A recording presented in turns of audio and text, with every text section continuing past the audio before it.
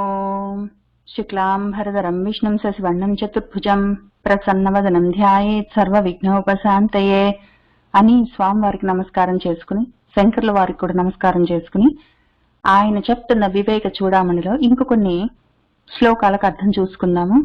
పోయిన వారం ఒక 65 శ్లోకాల వరకు మనము చూసుకున్నాము. అందులో కొన్ని మళ్ళీ ఒకసారి చూసుకుంటూ అక్కడి నుంచి ముందుకు వెళ్దాము. పోయిన వారం మనం చూసుకున్న దాంట్లో ఆయన ఏం చెప్పారంటే, ఎవరికి వాళ్లే కష్టపడి పని చేసుకోవాలి, ఈ ఆత్మ జ్ఞానం కావాలంటే ఎవరికి వాళ్ళు సొంతంగా ప్రయత్నం చేయాలి అని చెప్తూ ఉన్నారు. మనవాడు మన శిష్యుడు గురువు గారి దగ్గరికి వచ్చి కొన్ని ప్రశ్నలు అడిగాడు. ఆ ప్రశ్నలు విన్న గురువు గారు చాలా సంతోషించి, ఇంత మంచి ప్రశ్నలు అడిగావు, నీ వల్ల నీ కులమంతా పావనమవుతుంది, తప్పకుండా నీకు ఆ బ్రహ్మీభూత స్థితి వస్తుంది, కావాలని కోరుకుంటున్నావు, నువ్వు ధన్యుడివి అని ఆయన చెప్తూ కొన్ని ఉదాహరణలు చెప్పారు. అందులో ముఖ్యంగా 3 ఉదాహరణలు, అవి మళ్ళీ ఒకసారి చూసుకుందాం. 51, 2, 3. 51లో ఆయన ఎవరికైనా రుణాలుంటే అదొక పెద్ద బంధంలాగా ఉంటాయి. అప్పులు చేశారు, ఆ అప్పులు బంధాలై ఉన్నాయి, మెడకు తగులుకుని ఎట్లా బయటపడాలి అంటే, ఆ అప్పు చేసిన వాడైనా ప్రయత్నం చేసి బయటపడొచ్చు, లేదా ఆయన వాళ్ళు ఎవరైనా కొడుకులో ఇంకెవరైనా ప్రయత్నం చేయొచ్చు, పర్వాలేదు, ఆ రకంగా కూడా ఆ బంధాల్లో నుంచి బయటపడొచ్చు. రెండో ఉదాహరణ ఏంటంటే, అన్నం కావాలి, ఆకలేసింది అంటే ఎవరికి మాత్రం ఆకలేసిందో వాళ్ళు మాత్రమే తినాలి. నాకు ఆకలేస్తే పక్కన వాడు తింటే నాకు ఆకలి తీరదు. కావాలంటే బంధాలు పక్కన వాడు తీయచ్చేమో కానీ ఆకలి బాధను మాత్రం, దుఃఖాన్ని ఎవరికి వాళ్లే తీసుకోవాల్సి ఉంటుంది, తీర్చుకోవాల్సి ఉంటుంది. మూడో ఉదాహరణ, రోగం ఏమైనా వస్తే ఆ రోగే మందు వేసుకోవాలి, పథ్యం సేవించాలి ఆరోగ్యం కావాలంటే. వీడికి రోగం వస్తే పక్కన వాడు మందు వేసుకోవడం వల్ల, పక్కన వాడు పథ్యం సేవించడం వల్ల వీడికి జబ్బు తగ్గి ఆరోగ్యం కుదురుకునే అవకాశం లేదు అని ఆయన 3 ఉదాహరణలు చెప్పారు. 4వ ఉదాహరణ ఏంటంటే, చంద్రుణ్ణి ఎవరైనా చూసొచ్చి అదిగో చంద్రుడు ఎంత బాగున్నాడు కదా అంటే, నువ్వు లేచండి బయట ఉన్న చంద్రుణ్ణి ఆకాశంలో తలెత్తి చూడవలసి ఉంటుంది, అప్పుడే నీకు తెలుస్తుంది. లేకపోతే వింట మాత్రం నీకు తెలిసేదేముంది, విన్నంత మాత్రాన కుదరదు, నువ్వు యాక్చువల్ గా వెళ్ళి ఆ కళ్ళు పెట్టుకొని చూడవలసి వస్తుంది అని చెప్తున్నారు. ఇవి మనకెందుకు చెప్పారు? ఇవన్నీ లోకానికి సంబంధించిన విషయాలు. లోకంలో అప్పులు చేసుకున్న వాడు అందులోంచి బయటపడాలంటే ఇంకెవరైనా పక్కన వాళ్ళు తీయొచ్చు, ఆకలేసిందంటే వాడే తినాలి, రోగం వస్తే వాడే మందేసుకోవాలి, ఏమైనా మంచి దృశ్యాలు చూడాలంటే వాడే వెళ్ళి చూడాలి అని లోకంలో విషయాలు మనకెందుకు చెప్పారు ఆత్మజ్ఞానం చెప్తూ ఉన్న విషయంలో అని చూసుకుందాము. ఒకవేళ బంధం ఉంది అంటే అది మనము తీర్చుకోవచ్చు, పక్కన వాళ్ళు తీర్చొచ్చు. మనకు ఒప్పుకుంటే ఆ బంధాలు మనం లేకుండా చేసుకోవచ్చు, లేదా పక్కన వాళ్ళు ఎవరైనా తీయొచ్చు. ఎట్లా అని చూద్దాం. మనకున్న బంధాలు ఏంటి? మన వాళ్ళు, ఇల్లు, కారు, లేదా ఏదో ఉద్యోగము, నా వాళ్ళు, ఇవన్నీ బంధాలు ఉంటాయి. ఓపిక ఉంటే ఆ బంధాలని మనమే తీసేసుకోవచ్చు. లేదా ఒక్కొక్కసారి వాళ్లే లేకుండా పోతారు, వాళ్ళ ప్రారంభాన్ని బట్టి. మనకు ఒక్కొక్కసారి ఎంత కావలసిన వాళ్ళైనా వాళ్లే లేకుండా పోతే మనం చేసేదేముంది? లేదా కార్లు, లేదా ఇళ్ళు, ఉద్యోగాలు, అవే పోతే మనం చేసేదేముంది? కాబట్టి అట్లాంటి బంధాలు బయట నుంచి వెళ్ళిపోవచ్చు. బయట విషయాలు ఒకవేళ మన బంధాలను అనుకున్నవి ఉండొచ్చు, పోవచ్చు, వాటిని మనము సొంతంగా తీసేసుకోవచ్చు, వేరే వాళ్ళైనా సహాయం చేయొచ్చు. అంతవరకే, అక్కడికి అయిపోయింది అది. అదొక్కటే అవకాశం. మిగిలినవి ఒకవేళ నాకు ఆకలి వేసింది, అప్పుడు నేనే తినాలి, జబ్బు చేసింది నేనే మందు వేసుకోవాలి, పథ్యాన్ని చూసుకోవాలి, ఏదైనా చూడాలంటే నా కళ్ళతో చూడాలి. ఈ 3 మనము జ్ఞానంతో కలిపి చూసుకుందాం. బయట లౌకికం కాదు, జ్ఞానం పరంగా చూసుకుందాం. ఆకలేసింది అంటే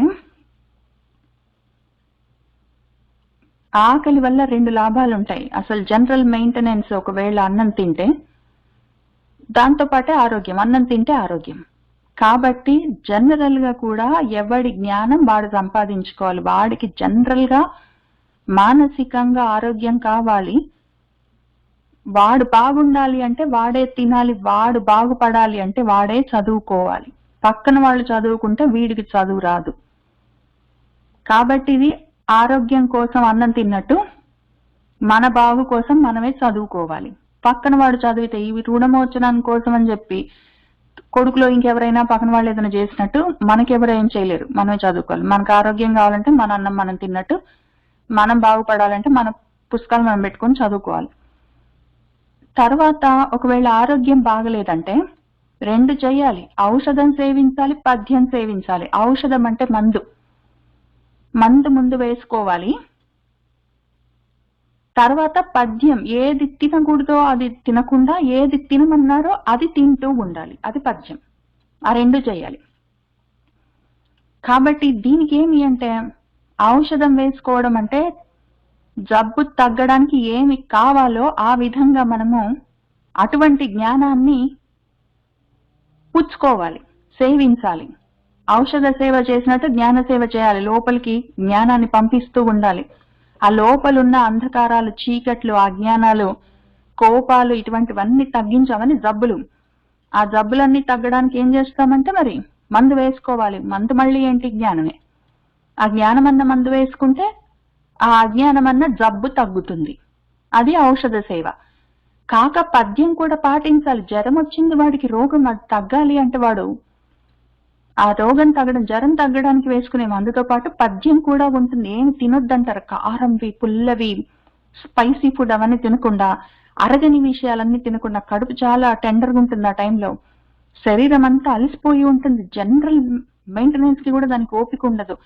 కాబట్టి ఏవైనా మెత్తవి, సులువుగా అరిగే ఆహారాలు, ఈజీగా డైజెస్ట్ అయ్యేవి అట్లాంటివి పథ్యంలాగా తీసుకోవాలి. వద్దన్నవి మానేయాలి. తీసుకోమన్నవి మాత్రం కొంతవరకు తీసుకోవాలి. అది పథ్యం. ఆ రకంగా వద్దు అన్న కోపాలు, కోరికలు, అత్యాశలు, అక్కర్లేని విషయాల్లో తలదూర్చటాలు, అటువంటి చెత్త అంతా వదిలిపెట్టాలి. స్పైసీ ఫుడ్ తినడం నాకు ఇష్టం కాబట్టి అప్పుడు కూడా జ్వరం వచ్చింది ఇంకా తగ్గనే లేదు, టైఫాయిడో మలేరియానో వచ్చిందంటే ఆ టైంలో కూడా ఇవన్నీ తింటా అంటే కుదరదు. ఆపేయాలి. కొన్ని నెలలైనా ఆపేయాలి, మళ్ళీ ఆరోగ్యం గట్టిగా పుంజుకున్నదాకా. అట్లానే స్పైసీ ఫుడ్ మానేసినట్టు మానేసి అక్కర్లేని విషయాల్లోకి వెళ్ళి దూరిపోవడం, బాగా డబ్బులు సంపాదించడం, ఇంకా ఎక్కువ పనులు చేయడం, పార్టీస్కి వెళ్ళడం, ఇట్లాంటి పనికి మళ్ళవన్నీ. తర్వాత కొంతవరకు చేయవలసినవి ఉంటాయి. కొంతవరకు ఏ పనులు చేయాలి? ఇప్పుడు కొంచెము ఈజీగా డైజెస్ట్ అయ్యే భోజనం తిన్నట్టు కొంతవరకు ఏవి అవసరమో, అత్యవసరమో వాటిని మాత్రం మనము పుచ్చుకుంటూ ఉండాలి. ఏ కర్మలు ఎంతవరకు అవసరమో అంతవరకు చేయాలి.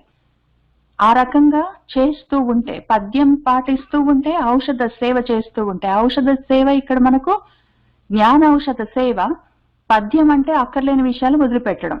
ఈ 2 చేస్తే ఆరోగ్య సిద్ధి కలుగుతుంది. ఇప్పుడు మనం అనారోగ్యంతో ఉన్నాము అంటే మీరందరు లేరు, నేను ఒక్కదాన్ని ఉన్నానని చెప్పడానికి లేదు. ఇది మాత్రం నా ఒక్కదాని మీద నెపం వేసుకోవడానికి లేదు. అందరికీ అదే రోగము. శరీరం అన్నది అజ్ఞానం వల్ల, అవిద్య వల్ల కలిగింది. అవిద్య వల్ల, అజ్ఞానం వల్ల కలిగింది శరీరము, జన్మ అని నేను ఒప్పుకోను అంటే ఇంకా అసలు మనకు అవసరం కూడా లేదు ఇంత డిస్కషన్ చేయడము. వివేక చూడమని అవసరం లేదు, పాతంజలం అవసరం లేదు, భగవద్గీత అవసరం లేదు. భగవద్గీత అయినా పాతంజలంలో అయినా వివేక చూడమని అని చెప్పేది ఇదే విషయము. జన్మలు ఎందుకు వస్తాయి? అవిద్య వల్ల, అజ్ఞానం వల్ల. కాబట్టి అది జబ్బు.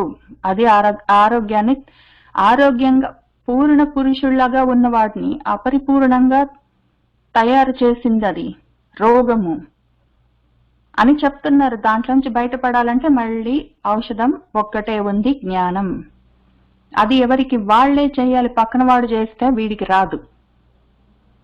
అట్లానే ఏదైనా చూడదలుచుకున్నది ఉంది. నా ఆత్మస్వరూపాన్ని నేను ఆ బయట ఆకాశంలో ఉన్న చంద్రుణ్ణి చూసినట్టు నా లోపలే ఉన్న ఆ దహర ఆకాశంలో, నా చిదాకాశంలో ఉన్న నా స్వస్వరూపాన్ని నేనే చూసుకోవాలి, దర్శించాలంటే నాకు ఆ బోధ చక్షువులు కావాలి.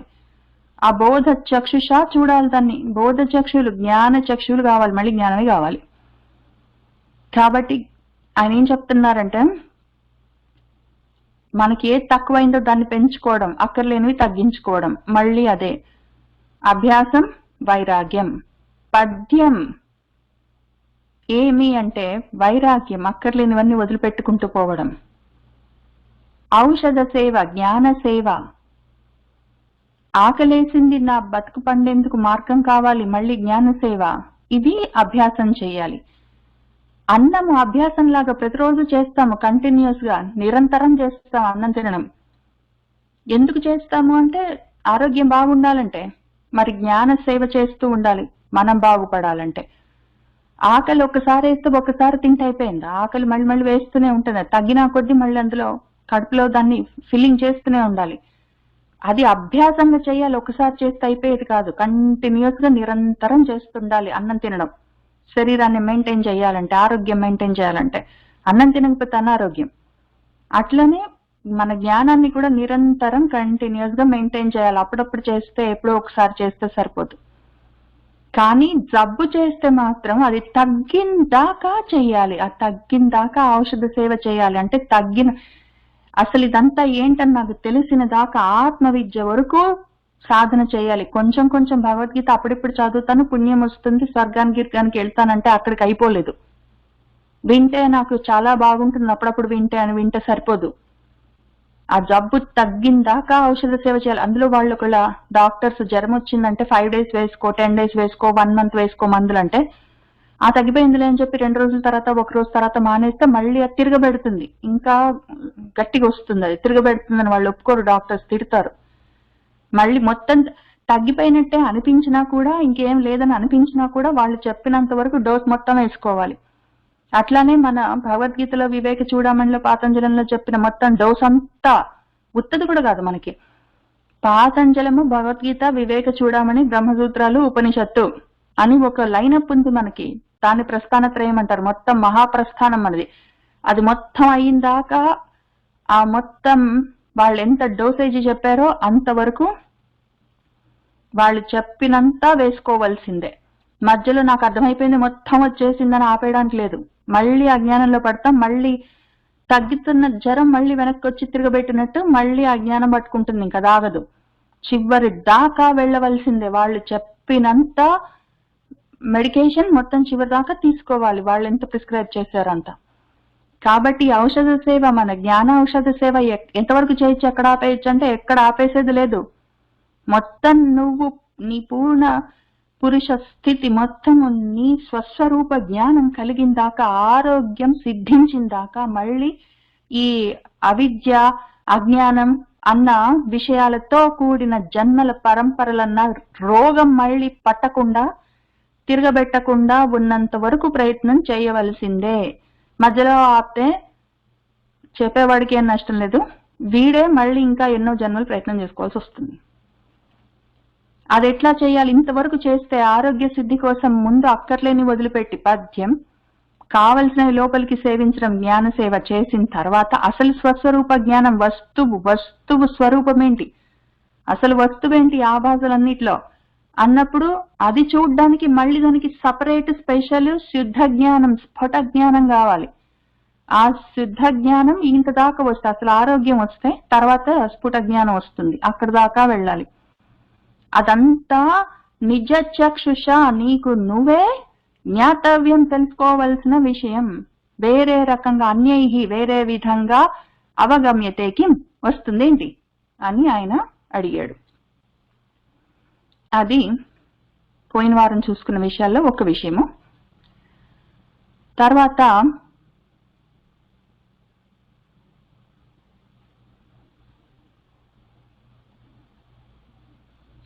వాక్ వైఖరి శబ్దఝరి శాస్త్ర వ్యాఖ్యాన కౌశలం వైదుష్యం విదుషాం తద్వత్ భుక్తయే నతు ముక్తయే అన్నాడు ఆయన.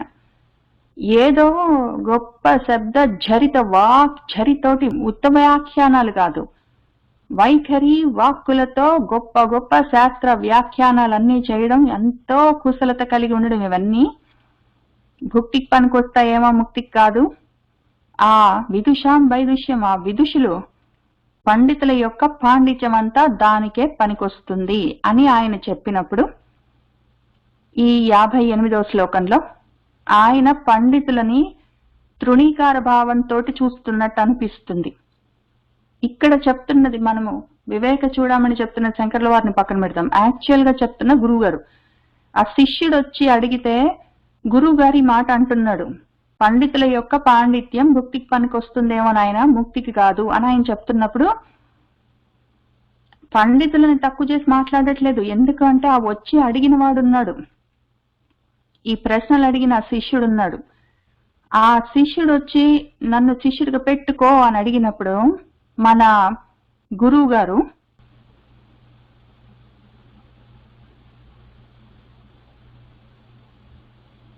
స్వామి ఏమనుకోవద్దు, మీరు చాలా గొప్పవాళ్ళు అని ఆయన చాలా ప్రణిపాతం చేసి ప్రపన్నుండి చేసుకొని, నేను ప్రపన్నుండి అని ఆయన గురువు గారిని ప్రసన్నుండి చేసుకొని అడిగినప్పుడు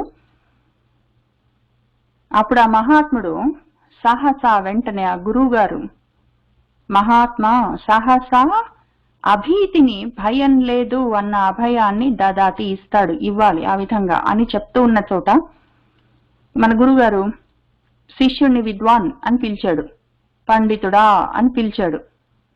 ఈ 42లో 43లో కూడా మళ్ళీ మా భయిష్ట భయం లేదు విద్వాన్ అని పిలిచాడు. ఓ విద్వాన్ నీకు భయం లేదు, ఓ విద్వాంసుడా నీకు భయం లేదు, ఓ పండితుడా నీకు భయం లేదు అని ఆ గురుగారు శిష్యుణ్ణి అంటూ ఒక పక్క, ఇంకో పక్క ఆ పండితుల పాండిత్యం భుక్తికే గాని ముక్తికి కాదు అని తృణీకార భావంతో మాట్లాడడానికి అవకాశం లేదా ఎదురుగున్న వాడితో అదే పేరు పెట్టి పిలిచి ఆ మాట చెప్పడం. కాబట్టి ఆయన తక్కువ చేసి చులకన చేసి చిన్నబుచ్చి మాట్లాడట్లేదు. ఆయన చెప్తుంది ఏంటంటే, నువ్వు ఇంతవరకు సాధించిన నీ వైదుష్యం అంతా, నీ పాండిత్యం అంతా ముక్తికి తీసుకొని వెళ్లేంత శక్తి దానికి లేదు. అది అసలు ఉపయోగానికి రాదని చెప్పలేము, అది పనికొస్తుంది, కానీ ముక్తి వరకు తీసుకొని వెళ్ళలేదు నాయన అని చెప్తున్నాడు ఆయన. కానీ ఇందులో 2 విషయాలు చూసుకోవాలి. ఒకటి తక్కువ చేసి మాట్లాడట్లేదు మన గురువు గారు పాండిత్యాన్ని. ముక్తి వరకు తీసుకెళ్లడానికి ఈ పాండిత్యం సరిపోదు, ఇంకా తర్వాత నెక్స్ట్ లెవెల్ పాండిత్యం కావాలి. ఉత్త శాస్త్రం తెలిస్తే సరిపోదు, శాస్త్రం తెలిసిన వాడు పండితుడు, అంతవరకు పాండిత్యం ఆ శాస్త్ర జ్ఞానం సరిపోదు, మనకు ఆత్మ జ్ఞానం ఇంకా వేరేది ఉంది నాయన చెప్తాను. రెండవ విషయం ఏంటి అంటే, మనం ముఖ్యంగా సాధకులను గుర్తుపెట్టుకోవాల్సింది, ఇది విదుషాం వైదుష్యం, పండితుడి యొక్క పాండిత్యం ఈ శాస్త్ర జ్ఞానం మొత్తం భుక్తికే, ముక్తికి కాదు అంటే అయితే అవసరం లేదని పక్కన పెట్టడానికి వీల్లేదు. ఏమీ లేకుండా, అసలు శాస్త్ర జ్ఞానం లేకుండా, పాండిత్యం లేకుండా, ఏమీ తెలియకుండా కూడా జ్ఞానాన్ని, ఆత్మ జ్ఞానాన్ని సంపాదించిన వాళ్ళు ఉండొచ్చు. చిన్న చిన్న వయసులలోనే ఏమి పెద్ద చదువులు లేకుండా ఆత్మ స్థితిని తెలుసుకున్న వాళ్ళు ఉండొచ్చు. కానీ వాళ్ళు ఇప్పుడు మన కళ్ళ ముందు ఆ రూపంలో అంతవరకే తెలుస్తుంది. వాళ్ళు అంతకన్నా ముందు ఎన్ని జన్మల్లో ఎంత సాధన చేసుకున్నారో మనకు తెలీదు. కాబట్టి ఒకవేళ అవసరమైతే ఎందుకైనా మంచిది ఆ పాండిత్యం అంతా సాధించాలి. ఈ శిష్యుడు అంతవరకు చేసుకున్నాడు, ఆయన శాస్త్రాలన్నీ చదువుకున్నాడు, పాండిత్యంతో ఉన్నాడు, పండితుడై ఉన్నాడు, అన్ని తెలిసినవాడు.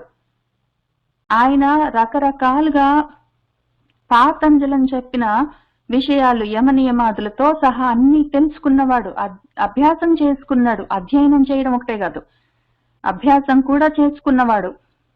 కానీ ఆయనకు అర్థమైంది, ఇంత శాస్త్రాలు చదువుకొని, ఇంత పాండిత్యం సంపాదించి, ఇంత యమ నియమాదులతో మనసేంద్రియాలను నేను నిగ్రహించినా కూడా ఎందుకో మరి నాకు అంత ధారణ ఉంది. మళ్ళీ ఇప్పుడు ముఖ్యంగా శాస్త్రాలు చదువుకుంటే, పాండిత్యం ఉంటే, పండితులకి, శాస్త్రం తెలిసిన వాళ్లకు, శాస్త్రులకు మామూలుగా చాలా మటుకు ధారణ ఉంటుంది. తప్పకుండా అవధరించగలరు, వాళ్ళు సరిగ్గా వినగలరు, విన్నదాన్ని మనసుతో పట్టుకోగలరు. అవధానులను పిలుస్తారు, వాళ్ళను అవధానం చేసే వాళ్ళను అవధానులను పిలుస్తారు. అవధానం ఎందుకంటే గుర్తుపెట్టుకోవాలి, ఎవరెవరికి ఏమేమి చెప్తున్నారు. పృచ్ఛకులు ఉంటారు, అష్టావధానంలో 8 మంది, ఏదో సహస్రావధానంలో 1000 మంది పృచ్ఛకులు ఉంటారు, క్వశ్చన్స్ వేస్తుంటారు. శతావధానంలో 100 మంది ప్రశ్నలు వేస్తుంటారు పృచ్ఛకులు. గుర్తుపెట్టుకోవాలి, ఎవరు ఏమి ప్రశ్న వేశారు, మళ్ళీ రిపీట్ చేయరు వాళ్ళు. ఎవరేం ప్రశ్న వేశారు, వాళ్ళకి ఎంతవరకు పద్యంలో నేను జవాబు చెప్పాను. తెలుగులో, కన్నడంలో ఉన్న ఒక చాలా అందమైన ప్రకరణం అది అవధానం. కానీ అవధానం ఓన్లీ అవధానం చేసే, అది అష్టావధానము, శతావధానం, సహస్రావధానం చేసే వాళ్లకు ఉండే శక్తి ఒకటే కాదు, అవధానం అంటే అవధరించి ఉండడం, మనసులో నిలబెట్టుకొని ఉండడం, మరుపు లేకుండా జ్ఞాపకం పెట్టుకోవడం. ఆ అవధానం ఉన్నవాళ్ళు పండితులు ఎన్నో శాస్త్ర విషయాలని, ఎన్నో విషయాల్ని వాళ్ళు తల పండిపోయిన దాకా గుర్తుపెట్టుకుంటారు తలలో. కాబట్టి ఈయనకు అది ఉంది, ఆ శక్తి. అది మనకేం చెప్తుంది అంటే ఆయనకు ధారణ ధ్యానం రెండు ఉన్నాయి. ఆ స్థితిలో మనసు నిలబెట్టగలిగే శక్తి ఉంది. మొత్తం యమ నియమాదులతో ధారణ ధ్యాన సమస్థితుల వరకు అన్నీ సాధించిన వాడివి, అన్నీ తెలిసిన వాడివి. ఇంకా ఇప్పుడు నాయన వాటినే ఉపయోగించి నువ్వు పైకి వెళ్దామంటే కుదరదు. దానికి వేరే మెటీరియల్ కావాలి. నువ్వు వంకాయ కూర చేయడానికి సరిపోయినంత సామాన్లు నీ దగ్గర ఉన్నాయి, అది చెయ్యొచ్చు. తర్వాత నువ్వు బిర్యానీ చేయాలంటే వేరే సామాన్లు కావాలి. ఇప్పుడు నువ్వు ఇంతవరకు నువ్వు తెచ్చుకున్నావు, నీకున్న శాస్త్ర పాండిత్యం, నువ్వు చేసిన అధ్యయనము, నీ జీవితంలోకి తెచ్చుకున్న అనుష్ఠానం మొత్తం అంతా కలిపి నిన్న ఇంతవరకు తీసుకొని వచ్చింది. నీకు అసలు అది విషయం తెలిసింది, ముక్తి కావాలి, దీనివల్ల వచ్చేటట్టు లేదు అని తెలిసింది. ఇంకా ఇక్కడి నుంచి నీకు కావాల్సినది ఏ జ్ఞానం ఉన్నదో, శాస్త్ర జ్ఞానాన్ని మించిన జ్ఞానం ఒకటి ఉన్నది, ఆత్మజ్ఞానం. అది నేను చెప్తాను అని ఆయన చెప్తున్నారు. ఇది విదుషాం వైదుష్యం భుక్తయే నతు ముక్తయే అని తక్కువ చేసి మనం చూడకూడదు, తప్పు. కానీ ఇది మొత్తం చివరి దాకా తీసుకెళ్లిపోతుందని చెప్పడానికి లేదు, అది కూడా సరైన ఆలోచన కాదు. మధ్యలో ఉన్నాడు మన శిష్యుడు వయా మీడియా, అక్కడి నుంచి ఇంకా ముందుకు వెళ్ళాలి అని మనము 58 మళ్ళీ ఒకసారి చూసుకొని, దాని తర్వాత 63లో ఒక మాట నేను చెప్తాను అనుకుంటూ వెళ్ళాను పోయిన వారం. అకృత్వా దృశ్య విలయం అజ్ఞాత్వా తత్వం ఆత్మనః బాహ్య శబ్దైః కుతః ముక్తిః ఉక్తి మాత్ర ఫలైః నృణాం. మొత్తం దృశ్యాలన్నీ విలయమైపోకుండానే, ఆత్మతత్వం అర్థం కాకుండానే, ఊరికనే బాహ్యమైన శబ్దాలతోటే ఉక్తి మాత్రంగా ఊరికి అంటే చాలు ముక్తి ఫలం వస్తుందేంటి? నృణ మనుషులకు ఎక్కడి నుంచి వస్తుంది? కుతః అని అన్నప్పుడు లలితా సహస్రంతో కలిపి చూపిస్తాను అనుకుంటూ వెళ్ళాను. ఇప్పుడు దాని గురించి కొంచెం మాట్లాడుకుందాం. బాహ్య శబ్దైః కుతః ముక్తిః ఉక్తి మాత్ర ఫలైః నృణాం. రత్నగ్రైవేయ చింతాక లోల ముక్తా ఫలాన్విత. ముక్తా ఫలం, ముక్తా ఫలం అన్నది కీవర్డ్. వీటన్నిటిని ఎట్లా మనం కలిపి చూసుకోవాలి అని తెలుసుకోవాలి. ముక్తి మాత్ర ఫలైః, ముక్తి ఫలైః, ముక్తి ఫలము అన్నది కీవర్డ్. దాన్ని మనం లలితా సహస్రం అన్న మిషన్ లో వేసుకొని చూసుకుంటే ముక్తా ఫలం తెలుస్తుంది. ఇప్పుడు లలితా సహస్రంలో మనం చాలా లోతుగానే చదువుకున్నాము, మళ్ళీ ఒకసారి చూసుకుందాం. మనం ముక్తి కోసం ప్రయత్నం చేస్తున్న వాళ్ళము కాబట్టి ముక్తి అని ఎక్కడెక్కడ ఉంటే మళ్ళీ మనం అక్కడికి వెళ్ళి చూసుకుందాము. ఇందులో మామూలుగా పైన చూస్తే లలితా సహస్రంలో అన్ని మామూలుగానే కనిపిస్తాయి. అది సాధనను బట్టి ఉంటుంది. ఎంత సాధన చేస్తూ ఉంటే అంత ముందుకు వెళ్తూ ఉంటాం, అంత లోతుగా తెలుస్తూ ఉంటుంది. అంత లోతుగా తెలుస్తున్న కొద్దీ ఇంకా లోతులు ఉంటాయని తెలుస్తుంటుంది. ఇంకా తవ్వి పైకి తీస్తుంటే ఇంకా లోతులు కనిపిస్తూ ఉంటాయి. ఆ రకంగా ఎన్నో రత్నాలు బయటపడుతుంటాయి. ఈ రకంగా తవ్వి తలకెత్తుకో, నీలో నువ్వే నిన్ను నువ్వే తవ్వుకుంటుండు అని ఆయన తర్వాత ఇక్కడ చెప్పింది. అందుకే తవ్వుతూ ఉండు, తవ్వుతూ ఉంటే తవ్వుతున్న కొద్దీ, ఈ ఖననం చేస్తున్న కొద్దీ, ఆ పైన ఉన్న శిలలన్నిటినీ పక్కకి తొలగిస్తున్న కొద్దీ నీకు ఆ నిక్షేపం ఉన్నది, నీలోనే ఉన్న ఆ నిధి, పెన్నిధి, అది బయటపడి కనిపిస్తుందని ఆయన చెప్పినట్టు మనం కూడా తవ్వుకుందాము. ఏంటి భయపడుతున్నామా? ఆ తవ్వుకోవడంలో ఏముందని చూసుకుందాము. మామూలుగా లలితా సహస్రంలో రత్నగ్రైవేయ చింతాక లోలముక్త ఫలాన్విత. రత్నగ్రైవేయ, గ్రైవేయము అంటే గొలుసు, మెడలో నుంచి వేలాడే గొలుసు ఏదైనా సరే, హారం. గ్రైవేయం, గ్రీవం అంటే గొంతు, గ్రైవేయం అంటే గొంతులో నుంచి వేలాడుతుంది అని అర్థం. మెడ మీ నుంచి వేలాడుతున్నది గ్రైవేయం. అది ఆ హారాలన్నీ, ఆ గ్రైవేయాలన్నీ, హారాలు గొలుసులు అవన్నీ రత్నాలతో తాపడం చేస్తున్నాయి. ఈ గ్రైవేయానికి, ఈ గొలుసుకి పైగా ఆ హారానికి చింతాకు ఆ చింతామణి కూడా పొదగబడి ఉంది. దాంతో పాటే లోలం అది కదులుతూ ఉంది. ఈ రత్న గ్రైవేయము ఈ మన చింతామణితో సహా ఉంది. అది లోలము కదులుతూ ఉంది. ఆమె కదులుతుంటే మెడలో ఆ హారం కూడా కదులుతూ ఉంది.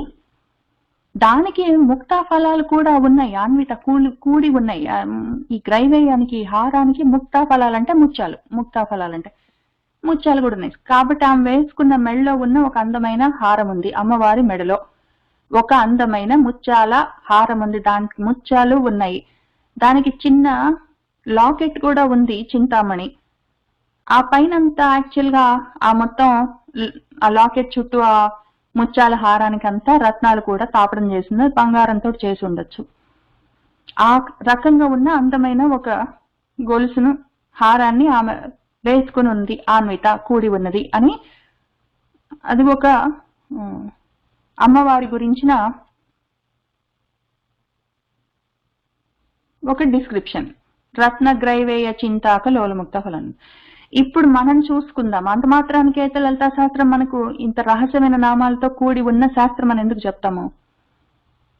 మన వ్యాసుల వారు ఎందుకు ఇస్తారు, అందరు మనతో ఎందుకు చదివిస్తారు? కాబట్టి మనం చూసుకుందాము. రత్నం అంటే శ్రేష్టమైంది. శ్రేష్టమైనవి, మనల్ని బాగు చేసేవి, వరమైనవి. శ్రేష్టమైనవి ఏమైనా వరం. వరం అంటే ఇంకన్నిటికన్నా పైన ఉన్నవి. వరం, ఆ వరం ఏంటి అంటే నన్ను బాగు చేసేది ఏదైనా, ఏదో ఒక మంత్రం, ఏదో ఒక విషయం. మంత్రం అంటే మననాత్రాయతేతి మంత్ర, నన్ను మననం చేతనే బాగుపడేసేది మంత్రము. అది రత్నం, అది వరం, అది శ్రేష్టం. అది ఎప్పుడు అటువంటి మంత్రం నా గొంతులోనే ఉండాలి. అది నాకు గొంతులో అది ఆడుతూనే ఉండాలి. అదే పనిగా గ్రైవేయమై ఉండాలి, కంఠస్థమై ఉండాలి. కంఠస్థం అని మనం చెప్పుకుంటాం కదా. కంఠస్థం అంటే కంఠంలోనే ఉండడం. కంఠస్థం అన్నా గ్రైవేయం అన్నా అదే, గొంతులోనే ఉంటున్నది. అదే పనిగా అంటూనే ఉంటాము. ఊరికే అంటూ ఉంటే సరిపోదు నోటితోటి. చింతాకం, దాని గురించి చింతనం కూడా చెయ్యాలి, మననం చెయ్యాలి. గొంతుతోటి, నోటితోటి అంటూనే ఉండాలి. ఆ రత్నం, ఆ శ్రేష్టమైన వరాన్ని, మనల్ని బాగు చేసే ఆ విషయాన్ని చింతనం కూడా చేస్తూ ఉండాలి. గ్రైవేయం నోటితోటి అంటూ ఉండడం, వాక్. చింతనం మనసులో ఆలోచన చేస్తూనే ఉండాలి. చేస్తూ ఉంటే ముందు దానివల్ల జరిగేదేమి అంటే ఈ లోలత్వం ఉంటుంది. అవి కావాలి, ఇవి కావాలని మనసు కదిలిపోతూ ఊగిపోతూ ఉన్న విషయాలన్నిట్లో నుంచి అది నన్ను ముక్తం చేస్తుంది, బయటపడేస్తుంది ఫస్ట్. అంత రత్నం అది, అంత వరమై ఉన్నది, శ్రేష్టమైన విషయం అది.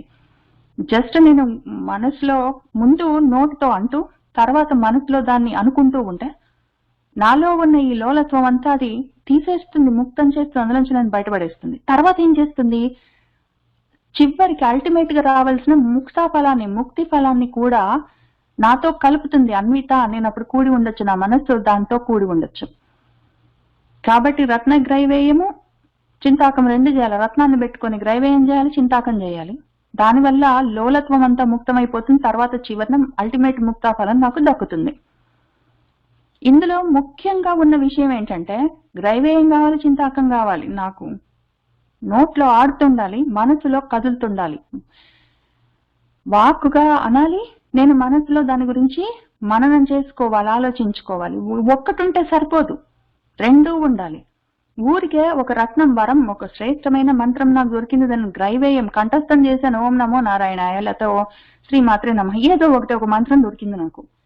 దాన్ని నేను ఊరికే నోటితోటి అంటాను. నాకు నా లోలత్వంలోంచి బయటపడి ముక్తి కలిగి నాకు ముక్తి ఫలం కలుగుతుందా?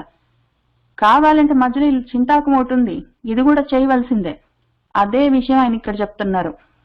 ఉత్తర శబ్ద, బాహ్య శబ్దంతో నీకు ముక్తి ఫలం ఎక్కడి నుంచి కుతహ వస్తుంది? నువ్వు ఊరికి అన్నంత మాత్రాన, ఉక్తి మాత్రం అన్నంత మాత్రాన గ్రైవేయం గొంతులో పెట్టుకొని నోటితోట అంత మాత్రాన అయిపోయింది. చింతాక మనసులో ఉండద్దు, లేకపోతే ఎక్కడి నుంచి వస్తుంది అని ఆయన అడుగుతున్నారు. బాహ్య శబ్దై కుతః ముక్తి ఉక్తి మాత్ర ఫలై నృణాం రత్న గ్రైవేయ చింతాక లోలముక్త ఫలాన్విత.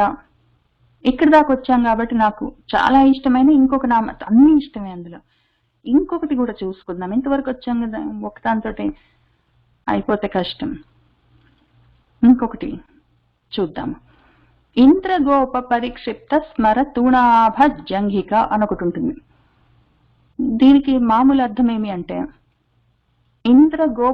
ఇంద్రగోపాలంటే ఆరుద్ర పురుగులు అంటారు. రెడ్ వెల్వెట్ ఇన్సెక్ట్స్ అవి భూమిని తవ్వుతుంటాయి. వాటి డ్రాపింగ్స్ వల్ల భూమి అంతా నేలంతా ఫర్టిలైజ్ అవుతుంటుంది అని చాలా హెల్ప్ చేస్తాయి అవి. ఇంద్రగోప పురుగులు రెడ్ వెల్వెట్ లాగా ఉంటాయి, చాలా అందంగా ఉంటాయి. వాటిని ఆరుద్ర పురుగులు అంటారు. మరి ఆ ఆరుద్ర పురుగులు ఎందుకో తెలియదు కానీ మన స్మరుడు మన్మధుడు ఆయన తూణీరాలకు, ఆయన బాణాలు పెట్టుకునే అమ్ముల పొదులకు వాటిని పరిక్షిప్తం చేసుకున్నాడు. వాటి ఇంద్రగోప మణులను కూడా ఉంటాయి, మన రూబీస్. ఇంద్రగోప మణులు రూబీస్ చాలా గొప్ప శ్రేష్టమైన రూబీస్. ఏదో ఏ కలర్ లో ఉన్నాయి అంటే ఆ ఆరుద్ర పురుగుల కలర్ లో ఉన్నాయి, ఎర్రగా. వాటిని పొదిగేటట్టు వాటిని ఆయన తూణీరాలకి ఆయన పెట్టుకుని ఆ రకంగా తయారు చేసుకున్నాడు. ఆయన తూణీరాలు ఆ ఇంద్రగోప మణులతోటి పొదగబడి ఉన్నాయి.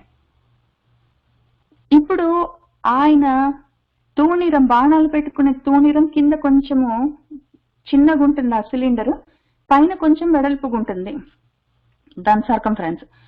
ఇప్పుడు అది ఎట్లా ఉంటుందంటే పైన కొంచెం కొంచెం వెడల్పుగా ఉండి కింద కొంచెం చిన్నగా అవుతూ వస్తుంది.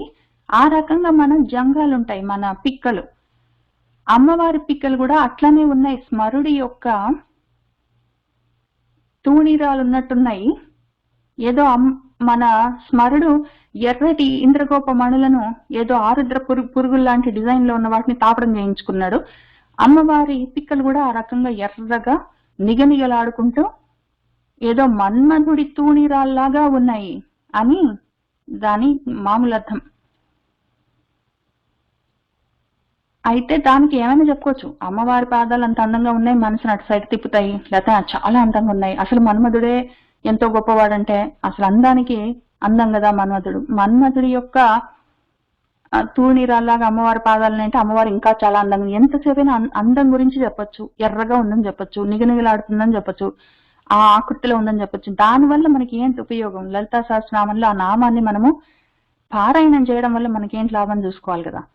అది చూద్దాము.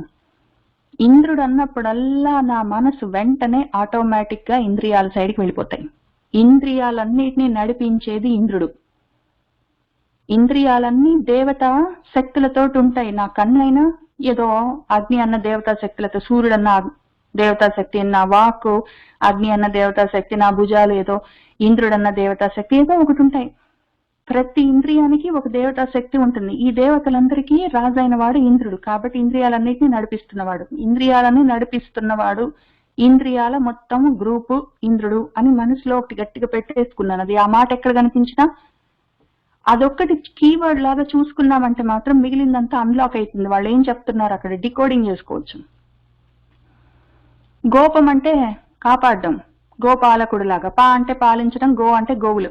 గోవులంటే నా ఇంద్రియంలో ముఖ్యమైన ఇంద్రియం నా మనసు, అది గోవు. అందులో చాలా ఆలోచనలు ఉంటాయి, అవన్నీ గోవులు. వాటిని పాలించేవాడు, మనసుని నడిపించేవాడు ఇంద్రగోపుడు.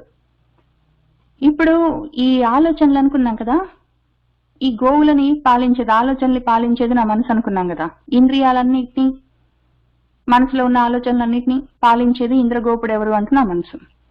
నా మనసు లో పరిక్షిప్తమై ఎన్నో స్మరాలు ఉంటాయి, ఎన్నో స్మరణలు, ఎన్నో మెమరీస్, థాట్స్ ఉంటాయి, ఎన్నో స్మరణలు, సంస్కారాలుగా, వాసనలుగా నాలో ఎన్నో ఉంటాయి. పరిక్షిప్తమై, నిక్షేపమై ఉన్నాయి నా మనసు నిండా. అవన్నీ తూణాల్లాగా ఉంటాయి, బాణాల్లాగా ఉంటాయి నా ఆలోచనలు, నా మెమరీస్ అన్ని ఇంక షార్ప్ గా జిప్ జిప్ జిప్ జిప్ అని అందులో నుంచి బయటకు వస్తూనే ఉంటాయి, లోపలికి వెళ్తూనే ఉంటాయి, నన్ను గుచ్చుతూనే ఉంటాయి, బాధ పెడుతుంటాయి, నవ్విస్తుంటాయి బాణాలన్నీ. ఆ విధంగా ఉన్న వాటన్నిటిని ఆమె జగనం చేస్తుంది, చంపేస్తుంది, లేకుండా చేస్తుంది. నా మనసుని, నా ఇంద్రియాల్ని నడిపిస్తున్న నా ఆలోచనలన్నిటినీ బాణాల్లాగా, తూణాల్లాగా, అవి కూడా నా స్మరతూణాలు, నా ఆలోచనలనే బాణాల్లాగా నా మనసులో నిక్షిప్తమై ఉన్న వాటన్నిటినీ ఆమె జగనం చేసేస్తుంది. ఆమె కాబట్టి ఇంద్రగోప పరిక్షిప్త స్మరతూణాభ జంఘిక, ఏది చూసినా అట్లానే ఉంటుంది. అప్పుడప్పుడు చూసుకుందాం, కొన్ని ప్రతి నామానికి అదే అట్లే ఉంటాయి అర్థాలు. ఇవన్నీ మధ్య మధ్యలో పైన చూద్దాం అనుకుంటే ఒకదాన్ని ఒకటి ఎందుకు అట్లా కలుపుకొని చూడాలి మనము అంటే, ఏదో ఒకటి సపరేట్ గా చదివితే సరిగ్గా అర్థం కావు, దేనికి దానికి సపరేట్గా ఉంటాయి. ఇక్కడ వివేక చూడమనిలో ముక్తి ఫలం అనగానే ఈ ముక్తాఫలం గుర్తు రావాలి. ముక్తాఫలం గుర్తొచ్చి ఇక్కడ చూసుకుంటుంటే ఇంతవరకు వచ్చినాక ఇంకోటి చూద్దామని అనిపిస్తుంది. డిక్షనరీలో ఒక్క వర్డ్కి అర్థం చూసుకుంటుంటే పక్కన పైన కింద ముందు వెనకాల ఆ పేజీ తిప్పిందాక మధ్య మధ్యలో కొన్ని కనిపిస్తాయి. అవన్నీ మళ్ళీ ఒకసారి మననం చేసుకోవచ్చు. హాయిగా కొత్తవి 2 నేర్చుకోవచ్చు, పాతవి 4 మననం చేసుకోవచ్చు. ఆ రకంగా మొత్తం డిక్షనరీ అంతా బట్టి కొట్టచ్చు. ఆ టైప్ లో ఈ రత్నగ్రైవేయ చూసుకుంటూ స్మరతూణాభ చూసుకున్నాం అనుకోండి, 2 మళ్ళీ ఒకసారి పారాయణం చేసుకున్నట్టు అయిపోతుంది. కాబట్టి అది నేను పోయిన వారం చెప్తానన్నది అది, ఆ విషయం చెప్పుకున్నాము. ఇప్పుడు ఇంకా మనం ఇవాళ కొన్ని కొత్తవి చదువుకుందాము. ఈ విషయాలన్నీ ఖననం చేసుకో, నీలోనే ఉన్నాయి. నిక్షేపమైన మొత్తం విషయాలు, మొత్తం జ్ఞానం అంతా నీ లోపలే ఉంది. బయట నుంచి చేసేది ఏం లేదు. బయట నిలబడి నువ్వు బయట బాహ్యంగా ఈ లలితా సహస్రనామాలు, విష్ణు సహస్రనామాలు, వివేక చూడమళ్ళు ఎంతైనా చదువుకో. లోపల నీకు ఆ మననం లేకపోతే మాత్రం, లోపల నువ్వు చింతనం చేయకపోతే మాత్రం బయటకు వచ్చేది ఏమీ లేదు. లోపల చింతనం ఎంత లెవెల్లో చేయాలి అంటే, ఇదిగో పారలు గుణపాలన్నీ పట్టుకొని వెళ్ళి నువ్వు ఖననం చేసుకొని లోపలే తవ్వుకో. పైనంతా బండరాళ్ళన్నీ పెట్టుకున్నావు, ఆలోచనలని, కోరికలని, కోపాలని, అవని ఇవని వాటన్నిటిని పక్కకు తోస్తే అప్పుడు నీలోనే ఉన్న ఆ గొప్ప నిధి బయటపడి నీకు కనిపిస్తుంది. ఇవన్నీ నీ ఇష్టం వచ్చినట్టు నువ్వు దుర్యుక్తులతోటి, కుయుక్తులతోటి, ట్రిక్స్ అన్ని వాడి ఏదో రకంగా బయటికి తీద్దామంటే షార్ట్ కట్స్, ట్రిక్స్ అన్ని పనిచేయవు. దుర్యుక్తులు, కుయుక్తులు పనిచేయవు. నువ్వే కూర్చొని తద్వత్ బ్రహ్మ విదోపదేశ మనన ధ్యానాదిభిః లభింపచేసుకోవలసి ఉంటుంది అని చెప్తున్న చోట మనము ఆపుకున్నాము. ఈ విధంగా తవ్వుకుంటే మాయా కార్యం వల్ల మనము ఎక్కడికి వెళ్ళిపోయామో, ఎంత జారిపోయామో, ఎటువైపుకు ప్రయాణం చేస్తున్నాం చూసుకొని వెనక్కి తిరిగి వచ్చి మళ్ళీ సరైన మార్గం పట్టుకొని మనల్ని మనం తెలుసుకోవచ్చు. అక్కడ ఆపాము, అక్కడి నుంచి చూద్దాము. తస్మాత్ సర్వ ప్రయత్నేన భవబంధ విముక్తయే స్వేరేవ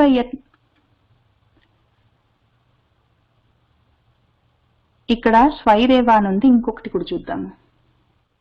స్వేనైవ యత్నః కర్తవ్యః రోగాదేరివ పండితైః. తస్మాత్ కాబట్టి సర్వ ప్రయత్నేన అన్ని విధాల ప్రయత్నం చెయ్యి, అన్ని విధాలుగా ప్రయత్నం చెయ్యి. సర్వ ప్రయత్నాలు దానికోసమే ఉండాలి.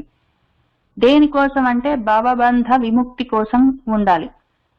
భవబంధ విముక్తయే, భవబంధాల నుంచి విముక్తి కోసం. అక్కర్లేదు నాకంటే ఈ వివేక చూడమని వినవలసిన అవసరం లేదు. ప్రశాంతంగా జీవించవచ్చు. ఉద్యోగాలు చేసుకుంటూ, డబ్బులు తెచ్చుకుంటూ, కొనుక్కొని వచ్చి వండుకొని తిని పడుకొని లేచి మళ్ళీ ప్రయత్నం చేసుకోవచ్చు. వద్దు నాకు అనుకుంటేనే వివేక చూడమని, భగవద్గీత, బ్రహ్మసూత్రాలు, ఇంకేదైనా. కాబట్టి భవబంధం లో నుంచి విముక్తి కావాలి అంటే సర్వ ప్రయత్నాలు దానికోసమే వెచ్చించవలసి ఉంటుంది. స్వేనైవ, స్వేనయేవ, నీ సొంత ప్రయత్నం, యత్నః ఉండాలి. స్వేన యత్నం, స్వేన ప్రయత్నం. నీ సొంత ప్రయత్నం లేకపోతే పక్కవాడు ప్రయత్నం చేస్తే నీకు ముక్తి కలుగుతుందా? కుదరదు. పైన ఎగ్జాంపుల్స్ కూడా చెప్పాం, మళ్ళీ వెళ్ళి చూసుకోమని చెప్తున్నారు. కాబట్టి పండితైః, పండితులకు, రోగాదేహే ఇవ, రోగాల్లో నుంచి బయటపడడానికి పైన చెప్పాం కదా ఎగ్జాంపుల్. నీ పద్యం నువ్వే సేవించాలి, వైరాగ్యం. నీ మందు నువ్వే సేవించాలి, ఔషధం, జ్ఞానౌషధం. రోగం పోగొట్టుకునేవాడు రోగం తగ్గించుకోవడానికి చేయవలసినవి ఉంటాయి, ఆరోగ్యం పెంచుకోవడానికి చేయవలసినవి ఉంటాయి. ఆ రెండింటిని అరోగాదేహి ఇవ అప్పుడు ఎక్స్ప్లెయిన్ చేశాం కదా. ఆ రకంగా చెయ్యడము కర్తవ్య, వాడికి కర్తవ్యమై ఉన్నది. ఇది నా కర్తవ్యం, అమ్మ వాళ్ళని చూసుకోవడం నా కర్తవ్యం, ఉద్యోగం చేయడం నా కర్తవ్యం, టైంకి తినడం నా కర్తవ్యం, అటువంటివన్నీ లౌకికమైన కర్తవ్యాలు. మంచిదే, ఎంత అవసరమో పద్యం సేవించినట్టు అంతవరకు చెయ్యి. మిగిలిన సమయం అంతా రోగం తగ్గించుకోవడానికి జ్ఞానం పెంచుకో, తర్వాత ఆరోగ్యాన్ని ఇంకా చివరి దాకా తీసుకొని వెళ్ళడానికి బ్రహ్మ జ్ఞానం కోసం కూడా ప్రయత్నం చేసుకో. అది నీ కర్తవ్యం. మిగిలినవన్నీ ఎంతవరకో అంతవరకే, అవి పద్యాలు. అందుకని రోగం గురించి చెప్పాం పైన అని చెప్తున్నారు. తస్మాత్ సర్వ ప్రయత్నేన భవబంధ విముక్తయే స్వైనైవ యత్నః కర్తవ్యః రోగాదేహి వా పండితైః. యః త్వయా ఆద్య కృతః ప్రశ్నః వరీయాన్ శాస్త్ర సమ్మతః సూత్రప్రాయః నిగూఢార్థః జ్ఞాతవ్యః చ ముముక్షుభిః. ఇంతవరకు చెప్పి ఆయన అసలు నువ్వు అడిగిన ప్రశ్న ఎంత మంచి ప్రశ్న అడిగావు, చాలా మంచి ప్రశ్న అడిగావు, చాలా మంచి ప్రశ్న అడిగావు. ఇది ఈ ప్రశ్న అసలు ఏం అడిగావో అది చూద్దాము అని ఆయన ప్రశ్న గురించి ముందు మాట్లాడుతున్నారు. మనవాడు అడిగిన ప్రశ్న ఏంటో మనం కూడా ఒకసారి చూసుకుందాము. ఆయన ఏం అడిగాడంటే, మన శిష్యుడు, కః నామ బంధః కథం ఏషః ఆగతః కథం ప్రతిష్ఠాస్య కథం విమోక్షః కః అసౌ అనాత్మ పరమః కః ఆత్మ తయోః వివేకః కథం అని ఆయన కొన్ని ప్రశ్నలు అడిగాడు. అందులో ఈ ప్రశ్నలన్నీ ముఖ్యం, బికాజ్ ఇక్కడి నుంచి మొత్తం ఈ ప్రశ్నలకే జవాబులు ఉంటాయి. ఏ ప్రశ్నకి ఆయన జవాబులు చెప్తున్నారు. కొన్ని శ్లోకాలు ఒక్కొక్క ప్రశ్నకి జవాబు చెప్తారు. అవి మనము ఆ ప్రశ్న చూసుకుందాము, జవాబులు చూసుకుంటూ వెళ్ళొచ్చు. ఇందులో ఉన్న ప్రశ్నలు ఏంటో ముందు చూద్దాం. ఈ బంధః నామ కః, ఈ బంధం అంటే ఏంటండి? ఒకటి, ఏషః కథం ఆగతః, ఇది ఎక్కడి నుంచి వచ్చిందండి, ఎలా వచ్చిందండి? అస్య ప్రతిష్ఠ కథం, అది దేన్ని ఆధారంగా చేసుకొని ఉందండి, ఇది మూడోది. కథం విమోక్షః, ఇందులో నుంచి బయటపడడం ఎట్లాగండి, నాలుగోది. అసౌ అనాత్మ కః, అనాత్మ అంటే ఏంటండి, 5. పరమః ఆత్మ, పరమాత్మ అంటే కః ఏంటండి, 6. తయోః, ఇది రెండిటికి వివేకం, తేడా ఏంటండి, కథం ఏ విధంగా చూసుకోవాలండి, 7. కాబట్టి ఇక్కడ ఈ పేరేంట, అసలు ఈ బంధం అంటే ఏంటి, ఎక్కడి నుంచి వచ్చింది, దీని ఆధారం ఏంటి, దాంట్లోంచి బయటపడడం ఎట్లా, అనాత్మ అంటే ఏంటి, పరమాత్మ అంటే ఏంటి, ఆ రెండిటికి తేడా ఏంటి, ఎట్లా కనిపెట్టాలి అని 7 ప్రశ్నలు అడిగాడు. ఈ 7 ప్రశ్నల గురించి, వీటన్నిటిని ఏతత్ వీటిని ఉచితాం చెప్తురుగాక అని ఆయన అన్నాడు. ఈ 7 ప్రశ్నల గురించి ఆయన ఎంత గొప్పగా, చాలా సంతోషపడిపోతున్నాడు మన గురువు గారు. ఎంత గొప్ప ప్రశ్న, ఎంత గొప్ప ప్రశ్న అన్నది ఏంటో ప్రశ్న చూద్దాం. ఆయన ఏమనుకుంటున్నారు ఆ ప్రశ్న గురించి అని. యహ త్వయా నీ చేత ఆద్య, ఇప్పుడు ప్రశ్న కృతః, ప్రశ్న చేయబడ్డదో, ఇప్పుడు నీ వల్ల అడగబడ్డ ప్రశ్న, అసలది వరీయాన్, ఎంత గొప్పదో, వరీయం గరిష్టం, అది గరీయాన్ చాలా శ్రేష్టము, అసలు ఎంత మంచిదో, చాలా గొప్ప ప్రశ్న. శాస్త్ర సమ్మత, అది శాస్త్రం ఒప్పుకునే ప్రశ్న, అది శాస్త్ర సమ్మతమైన ప్రశ్న. ఏదో ఒకటి అటదిడమైన ప్రశ్న గురుగారు కనిపించాడు కాబట్టి అడగడం కాదు, చాలా గొప్ప ప్రశ్నే, కానీ శాస్త్రానికి విరుద్ధమైన ప్రశ్న కాదు. బ్యాంక్ ని ఎట్లా దోచాలి, ఎంత తెలివితేటలతో దోచాలని కూడా గొప్ప క్వశ్చన్ అయిండొచ్చు, కానీ అది శాస్త్రానికి విహితమైనది, అవిహితమైన శాస్త్రాన్ని ఒప్పుకొని విషయం అది. ఇది అట్లాంటిది కాదు, శాస్త్ర సమ్మతమైన చాలా గొప్పదైన. తర్వాత సూత్రప్రాయం, ఇది సూత్రప్రాయం, ఫండమెంటల్ విషయం అడిగేవు నువ్వు, సూత్రప్రాయంగా అడిగేవు నువ్వు. తర్వాత దాన్ని మనం ఇంకా కిందికి, మళ్ళీ ఇంకా లోతులకి వెళ్ళి, ఇంకా కింది లెవెల్స్కి వెళ్ళి దాన్ని ఇంకా దాన్ని ఎక్కువగా డీటెయిల్ లెవెల్లో చూసుకుందాం. కానీ ఇప్పుడు నువ్వు సూత్రప్రాయంగా అడిగేవు, నువ్వు థియరిటికల్ లెవెల్లో, చాలా హై లెవెల్లో ఫండమెంటల్ క్వశ్చన్ అడిగేవు. నిగూఢార్థం, నువ్వు అడిగిన దానికి గూఢమైన, ఉత్తగూఢం కాదు, నిగూఢార్థం ఉంది దానికి. చాలా లోతైన ప్రశ్నలు అడిగావు.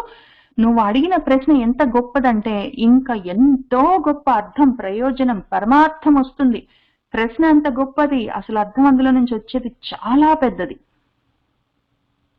ఇది జ్ఞాతవ్య, తెలుసుకోవలసిన ప్రశ్న అడిగావు నువ్వు. తప్పకుండా ప్రతి వాడు తెలుసుకోవలసిన ప్రశ్న అడిగావు. ముముక్షువులు, మోక్షకాంక్షలు జ్ఞాతవ్యం ఏది తెలుసుకోవాలో ఆ ప్రశ్న అడిగావు. చాలా మంచి ప్రశ్న అడిగావని ఆయన ముందు ప్రశ్న చెప్తున్నాడు. ఆయన ఏమంటున్నాడంటే, వరీయం, the best question, this is really the best question. శాస్త్ర సమ్మతము, scientifically technically the best. Actual గా సైంటిఫిక్ కమ్యూనిటీ గొప్పగా మెచ్చుకునే ప్రశ్న అది. సూత్రప్రాయం, ఫండమెంటల్, నిగూఢార్థం, చాలా డీప్ క్వశ్చన్ అడిగేవు. ఇది మోక్షభి జ్ఞాతవ్య, ఇది మస్ట్ నో ప్రశ్న అడిగేవు, తప్పనిసరిగా తెలుసుకోవాల్సింది. కాబట్టి the best, scientific community accept చేసేది, fundamental, deep, must to know, definitely should know, everybody should know kind of question అడిగావు అని ముందు క్వశ్చన్ ని ఆయన మెచ్చుకున్నాడు.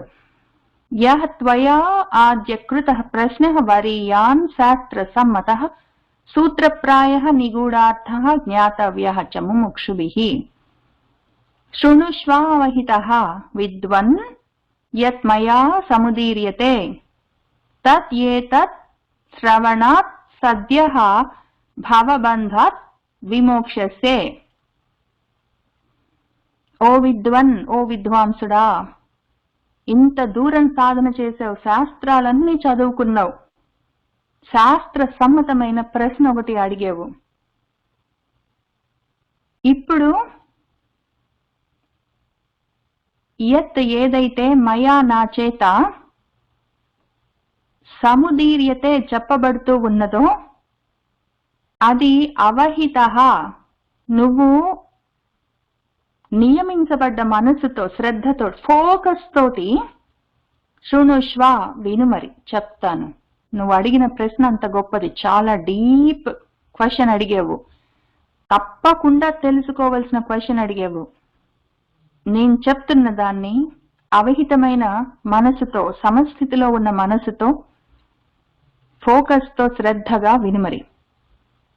ఎందుకు చెప్తున్నానంటే, నువ్వు అడిగిన ప్రశ్న అటువంటిది, నేను చెప్తున్నది అవహితమైన మనసుతో వినమని ఎందుకు అంటున్నానంటే, తత్ దాన్ని ఏతద్దిని నువ్వు శ్రవణత్ విన్నంత మాత్రం చేతనే సద్య వెంటనే భవబంధాత్ భవబంధాల్లో నుంచి విమోక్షసే బయటపడిపోతావు. విన్నంత మాత్రం శ్రద్ధగా, అవహితమైన మనసుతో శ్రద్ధగా విన్నంత మాత్రంతోటే అందులో నుంచి బయటపడతావు. కాబట్టి శ్రద్ధగా విను, ఫోకస్ చేసి విను. చాలా డీప్ క్వశ్చన్ అడిగావు, తెలిసే అడిగావు. ఓ పండితుడా, శాస్త్రాలన్నీ చదువుకొని వచ్చి దానివల్ల నాకు ముక్తి ఇంకా ఎందుకు కలగట్లేదండి, ఎట్లా కలుగుతుందంటే అసలు బంధాలు ఏంటండి, ఎట్లా బయటపడతానండి అని అడిగావు. తెలిసే అడిగావు నువ్వు. కాబట్టి జవాబు చెప్తాను, విన్నంత మాత్రాన బయటపడిపోతావు అని ఆయన చెప్తున్నారు. ఏదో ఒకటి అడగలేదు ఆయన, శాస్త్రం చదువుకొని వచ్చిన పండితుడు ఆయన. శాస్త్ర సమ్మతమైన ప్రశ్న అడిగాడు, జవాబు కావాలనే అడిగాడు. శృణుష్వావహిత విద్వన్ యత్ మయా సముదీర్యతే తత్ ఏతత్ శ్రవణాత్ సద్యః భవబంధాత్ విమోక్షసే. మోక్షస్య హేతుః ప్రథమః నిగత్యతే వైరాగ్యం అత్యంతం అనిత్యవస్తుషు తతః శమః చ అపి దమః తితిక్షా న్యాసః ప్రసక్తా అఖిల కర్మణాం భృశం. ఇంకా జవాబు చెప్తా, పాటు శ్రద్ధగా విను. మోక్షస్య హేతువు, కారణము ప్రథమంగా నిగద్యతే చెప్తారు. ఏమి అంటే అత్యంతంగా చాలా ఎక్కువగా అనిత్య వస్తుషు, అనిత్యమైన వస్తువుల యందు వైరాగ్యం ఉండాలి. మోక్షం యొక్క ప్రథమ కారణం ఇదే అని చెప్పబడుతుంది. అనిత్య వస్తువుల మీద అత్యంతమైన వైరాగ్యం ఉండాలయ్యా. అది యాక్చువల్ గా పథ్యం. అక్కర్లేని విషయాల్ని, రోగం జ్వరం తగ్గాలంటే ముందు దారిన పోయేవన్నీ తినడం ఆపేస్తారు వాళ్ళు. నాకు సమోసా తినాలనుంది, మిరపకాయ బజ్జీ తినాలనుంది, పెళ్లికి వెళ్ళాను కదా బిర్యానీ తినాలనుంది అంటే అసలు ముందు పెళ్లికి తీసుకొని వెళ్ళరు, అదొక పద్యం. ఇంట్లో కూడా వాళ్ళి అసలు వీడు తింటాడేమో అని అనుమానం వస్తే ఇంట్లో వాళ్ళు కూడా తినడం మానేస్తారు. యాక్చువల్ గా వీడి కోసం అని చెప్పి ఏదో బీరకాయ కొంచెం ఉప్పేసో లేకపోతే కొంచెం పాలేసో మా అమ్మ విచిత్రంగా చేసేది. యాక్చువల్ గా నాకు పప్పి పుట్టినప్పుడు అట్లా ఏమన్నా ఆరోగ్యం బాగాలేనప్పుడు మా ఇంట్లో ముఖ్యంగా నాకు అందరూ ఆమె మాట వింటారో లేదో నాకు తెలియదు కానీ ఎప్పుడు చూసినా బీరకాయ ఒకటి ఉండేది, అందులో ఉప్పు ఉండదు. ఎంత తక్కువ ఉప్పు అంటే ఇంకంటే కారం ఉండేది కాదు. లేకపోతే అన్నంలో పాలేసి ఆ పాలు పెట్టేది, ఇంకింతే అన్నం ఇట్లాంటివి పెట్టేది మా అమ్మ. ఇంక పచ్చం అంటే ఇంకా అది అంతా ఇంత కాదు.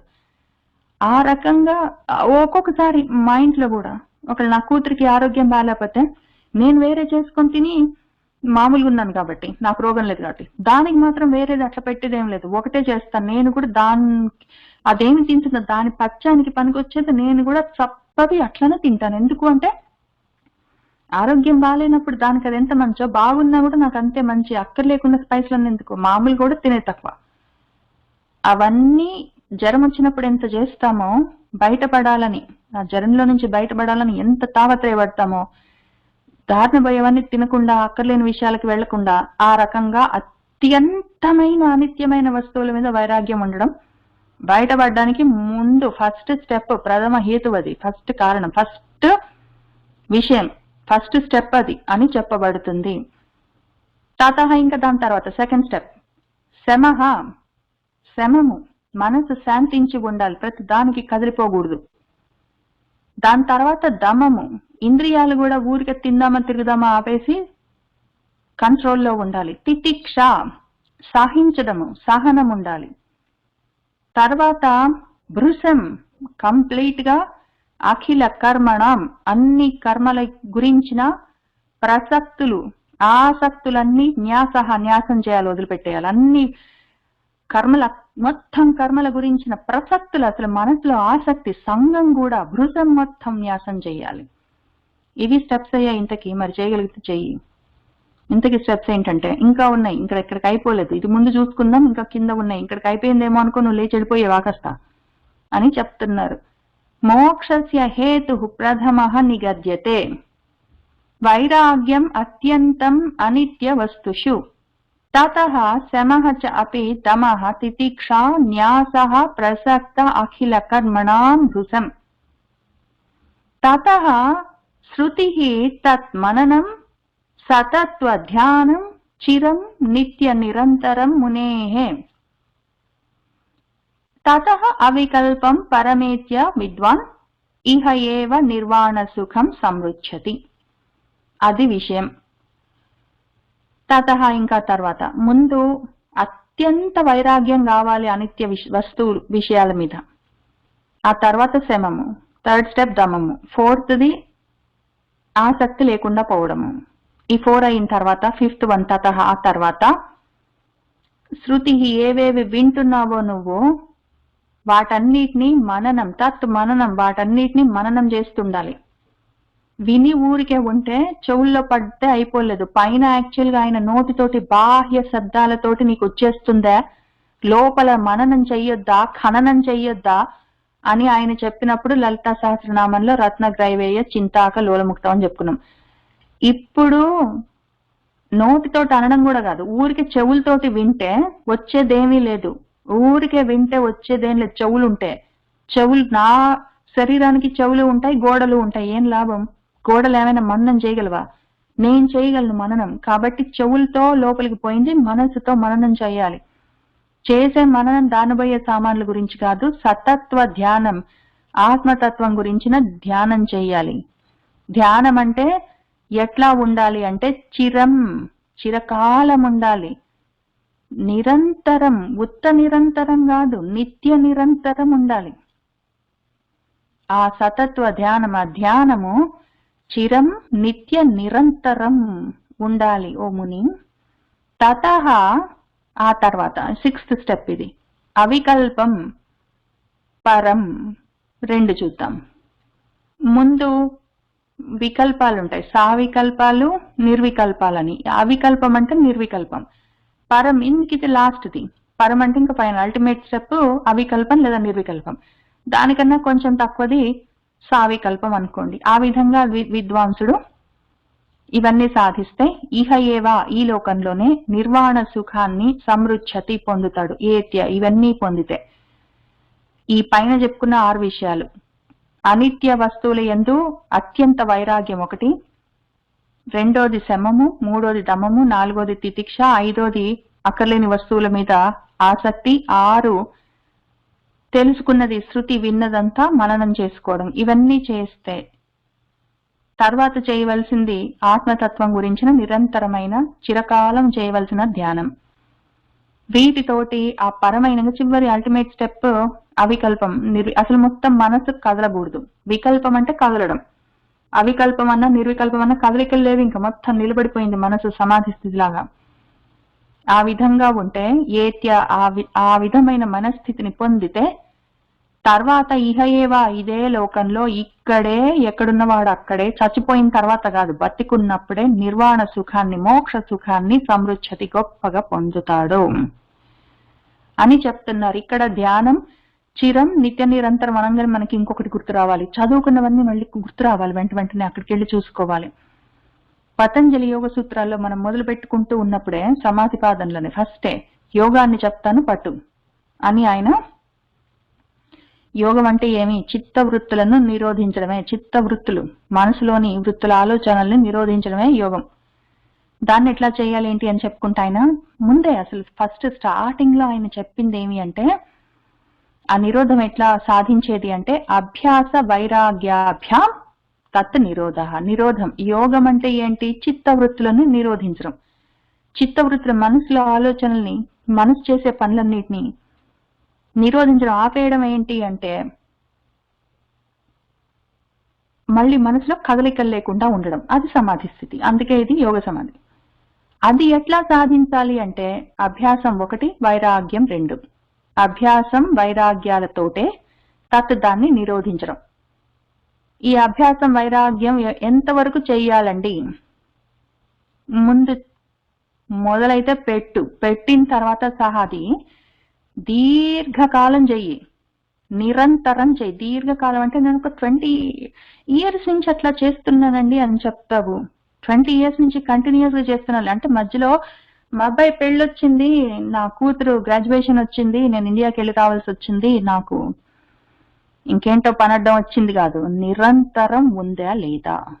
అది కూడా నువ్వు సత్కారంతో, గౌరవ భావంతో దాన్ని సేవిస్తున్నావా? ఆదర భావంతో ఎంతవరకు దృఢ భూమి, ఆ భూమికలో ఆ స్థితిలో నువ్వు దృఢంగా నిలబడ్డదాకా చేయాలి. ఎన్ని రోజులు చేస్తాను? 20 minutes లో చేయొచ్చా? 6 years లో వస్తుందా? ఈ యోగం స్టార్ట్ చేసినాక 12 years లో ఒకవేళ కొంతమంది బాగా యోగ స్థితికి వెళ్ళిపోయారంట కదా, మరి నాకు కూడా వస్తుందంటే అట్లా ఎవరి పరిస్థితి వాళ్ళది, ఎవరి సాధన వాళ్ళది, ఎవరి స్థితి వాళ్ళది. నువ్వు ఆ స్థితికి, దృఢ స్థితికి, దృఢ భూమి స్థితికి వచ్చిన దాకా దీర్ఘకాల నైరంతర్యం చేసుకో, ఇంకెళ్ళని చెప్పాడు ఆయన. ఆ స్థితికి తత్ర స్థితో నువ్వు యత్న అభ్యాస, దాన్ని ప్రయత్నంతో ఆ స్థితిలో కుదురుకుని కూర్చున్న దాకా అభ్యాసం చేయాలి. ఆ అభ్యాసం ఎంతవరకు చేయాలి? దీర్ఘకాలం నిరంతరం చెయ్యి, మధ్య మధ్యలో గ్యాపులతోటి కాదు. గ్యాపులు వచ్చాయంటే అక్కడికి ఇక్కడికి వెళ్ళాను, పెళ్లికి వెళ్ళాను, ఏదో పార్టీకి వెళ్ళానంటే, లేదా వేరే పనులున్నాయి ఇంకేంటో చేయాల్సి వచ్చింది అంటే దానికన్నా ముందు కొద్ది రోజులు, దాని తర్వాత కొద్ది రోజులు మనసు నిలబడదు. మొత్తం చాలా గ్యాప్ వచ్చేస్తుంది. అవన్నీ చేసుకోకనే ఆయన చెప్పే మొదలు పెట్టారు మన పతంజలి మహర్షి. మళ్ళీ ఇక్కడ అదే చిరం నిత్య నిరంతరం అన్నారు మన పతంజలి మహర్షి. దీర్ఘకాలం నిరంతరం, నైరంతర్యం అన్నారు. నిరంతరానికి సంబంధించిన నిరంతరం, చిరం దీర్ఘకాలం. దీర్ఘకాలం అన్నా చిరం అన్నా ఒకటే, నైరంతర్యం అన్నా నిత్య నిరంతరం అన్నా ఒకటే. ఎన్ని భాషల్లో ఎన్ని రకాలుగా చెప్పినా ఒకటే. ఇక్కడ మనము వివేక చూడమని పతంజలి చూసుకుంటున్నాం. మన భగవద్గీతలో కూడా అంతే.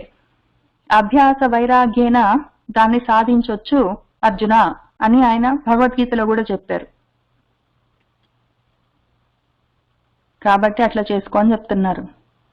ఆ స్థితిలో నువ్వు ఒకవేళ మనసుని నిలబెడితే, ఆ పరమమైన అవికల్ప స్థితి వస్తే, దాన్ని ఒకవేళ నువ్వు ఏత్య పొంది ఇదే లోకంలో ఈ భూమి మీద బతికుండగానే నిర్వాణ సుఖాన్ని గొప్పగా పొందుతావురా, ఇంక వెళ్ళు.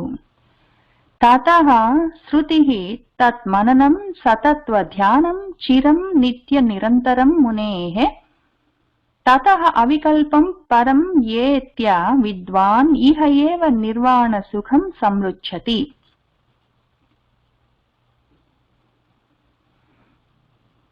యత్ బోద్ధవ్యం తవ ఇదానీం ఆత్మానాత్మ వివేచనం తత్ ఉచ్యతే మయా సమ్యక్ శ్రుత్వా ఆత్మని అవధారయ.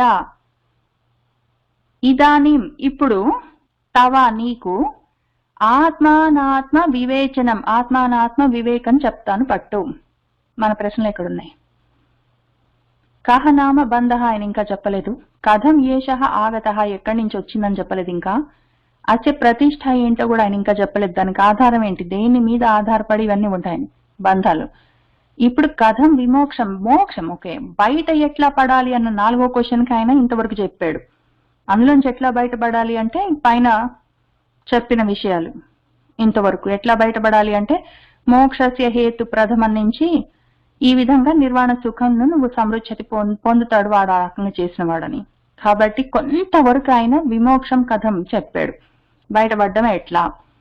ఇప్పుడు అసౌ అనాత్మ కహ, అనాత్మ అంటే ఏమి, కహ ఆత్మ పరమః, పరమాత్మ అంటే ఏంటి, అనాత్మ అంటే ఏంటి, ఆత్మ అంటే ఏంటి.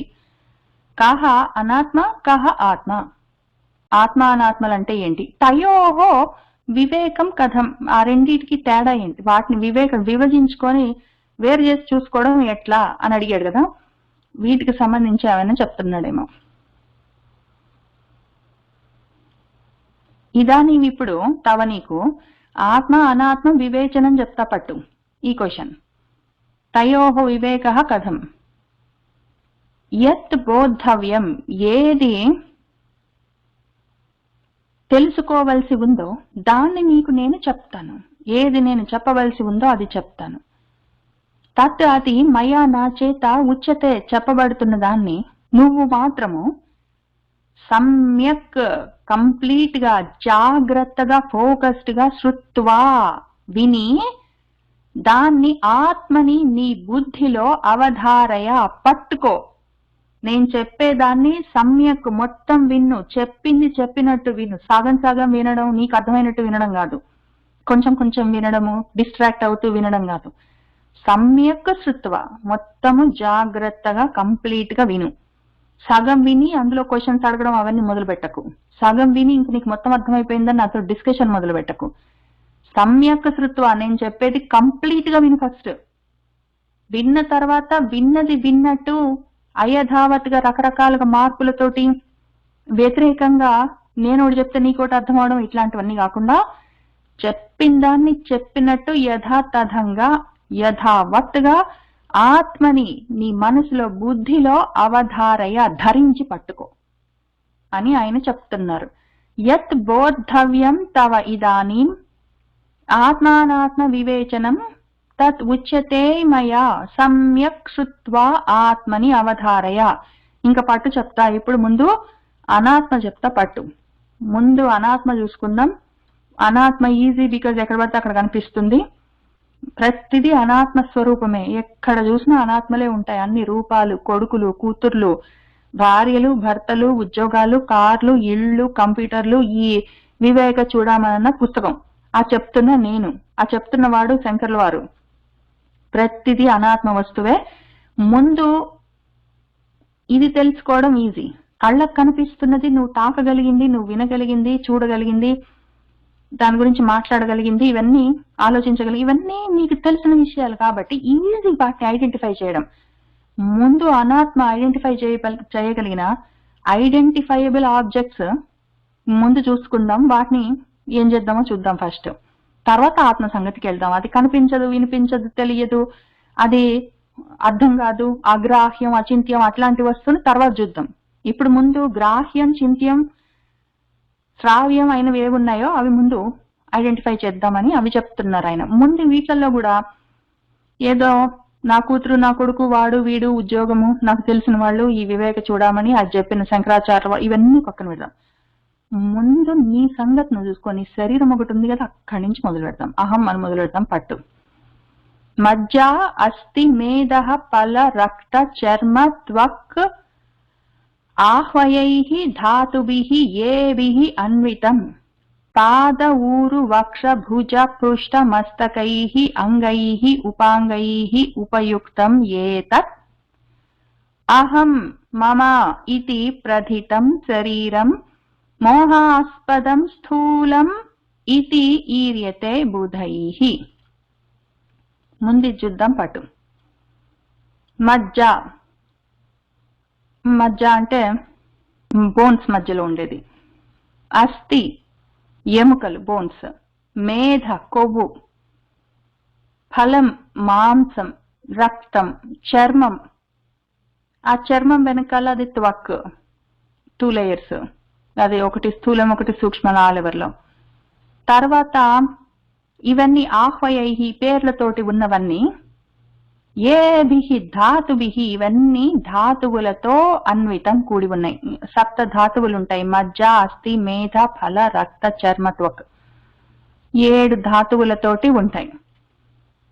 ఇక్కడ ఆయన చర్మం త్వక్ అని 2 పెట్టి ఆయన 7 కలిపేశాడు. మామూలుగా అయితే మనకు ఈ మజ్జ బోన్ మ్యారో, అస్థికలు ఎముకలు బోన్స్, మేధ కొవ్వు, ఫలము మాంసము, రక్తము చర్మము త్వక్. ఇవి కాక మజ్జ మీద ఇవన్నీ కాక మనకి ఇంకొకటి ఏదో ఉంటుంది, మన వీర్యమో ఏంటో, ఆ 7th ఒకటి వదిలేసినట్టున్నాడు. శుక్రం కూడా ఇంకొక మనకున్న ధాతువు. ఆయన శుక్రాన్ని ఎందుకో వదిలిపెట్టాడు. ఇందులో వదిలిపెట్టి చర్మము త్వక్కని వాటిని 2 రకాలుగా రాశాడు ఇక్కడ. ఎందుకంటే ప్రతి మనిషికి అందరికీ ఉండడానికి, ఎందుకంటే ఈయన అందరి కోసం అని రాస్తున్నాడు. మళ్ళీ ఆడవాళ్ళకి శుక్రం ఉండదు కదా అని మళ్ళీ లిటిగేషన్ పెట్టకుండా ఆయన దాన్ని తీసేసినట్టున్నాడు ఆ మొత్తం ఏమంటారు ఈక్వేషన్ నుంచి. ఈ 7 కలిపి ఆయన మనకు చెప్తున్నది ఏంటంటే ధాతువులతో అన్వితం కూడి ఉన్నాయి, ధాతువులతో తయారైనవి.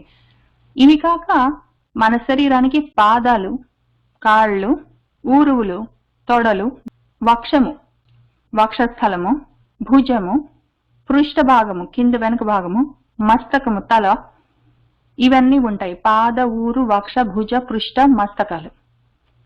ఇవి కాక అంగాలు ఉంటాయి మనకి, కాళ్ళు చేతులు తలకాయ భుజాలు ఇట్లాంటి అంగాలు కాక ఉపాంగాలు ఉంటాయి. ఏదో మడమలు, ఏదో మోకాళ్ళు మోచేతులు ఇట్లాంటి ఉపాంగాలు ఉంటాయి. ఏ తత్ ఉపయుక్తం ఇవన్నీ ఈ పైన చెప్పుకున్న ధాతువులన్నిటినీ వాడుకుంటూ ఉంటాయి. అవి కాక అహం నేను, మమ నాది, ఇతి అని ప్రథితం చెప్పబడుతున్న ఈ శరీరం అంతా మోహాస్పదం మోహాన్ని కలగజేసేదే. దీన్ని బుధైహి బుధులు పండితు జ్ఞానులు స్థూలం ఇది స్థూలమని ఈర్యతే చెప్తారు. బుధైహి బుధుల చేత జ్ఞానుల చేత ఈ మొత్తం కలిపి స్థూలం శరీరం అని ఈర్యతే చెప్పబడుతుంది. ఇప్పుడు ఆయన చెప్తుంది ఏంటి అంటే ఈ స్థూల శరీరానికి ఏమేమి ఉంటాయి. మజ్జ అస్థి మేధ ఫల రక్త చర్మ త్వకులు ఇవన్నీ ధాతువులు, మూల ధాతువులు. వాటితో పాటు పాదాలు, ఊరువులు, వక్షము, భుజాలు, పృష్ఠ భాగము, మస్తకం, తలకాయ ఇవన్నీ అంగాలు. ఉపాంగాలు ఉంటాయి, మోచేతులు మోకాళ్ళు లాంటివన్నీ, మెడ అట్లాంటివన్నీ. ఇవన్నీ మనకు కనిపించే స్థూల శరీరం. దీంతో పాటే అహం మమ కూడా కలిపేశారు ఆయన. అహం మమ అన్నవి మొత్తం కలిపి ఆ ప్రథితం గొప్పగా చెప్పబడుతున్న ఈ మొత్తము స్థూల శరీరము. ఇదంతా మోహాస్పదము. ఎందుకు? మోహాన్ని కలిగించేది ఇదంతా. మోహం ఎందుకు కలిగిస్తుంది ఇదంతా అంటే మమ అని ఉంటుంది. నేను నా కాలు, నా చెయ్యి, అబ్బో నాకు దెబ్బ తగిలింది, అబ్బో నాకు ఒక మస్తకం ఉంది, తలకాయ ఉంది అంటే మస్తక శూలం, తలకాయ నొప్పి వచ్చింది. ఏదో పృష్ఠం ఉంది అంటే కింద పడ్డాను, కింద చతికిల పడితే నాకు కింద నొప్పి పుట్టింది. ఏదో భుజాలున్నాయి, ఇవాళ రాంగ్ సైడ్ పడుకున్నాను, ఇటు సైడ్ లేచేసరికి భుజం కొంచెం ఫ్రీజ్ అయ్యింది. ఏంటో వక్షం ఉంది, ఎవరో గట్టి కొట్టారు, ఏదో కాళ్ళు ఏమో ఉన్నాయి, దెబ్బలు తగిలాయి. ఇట్లాంటివి ఏదో ఒకటి జరిగింది, నాకు జరిగింది అనే మోహం ఉంటుంది. ఎంతసేపు ఉంటుంది అది, ఆ దెబ్బలు ఏవైనా సరే, నొప్పులు ఏవైనా సరే, ఉన్నంతసేపు ఆ మమత్వం ఉంటుంది.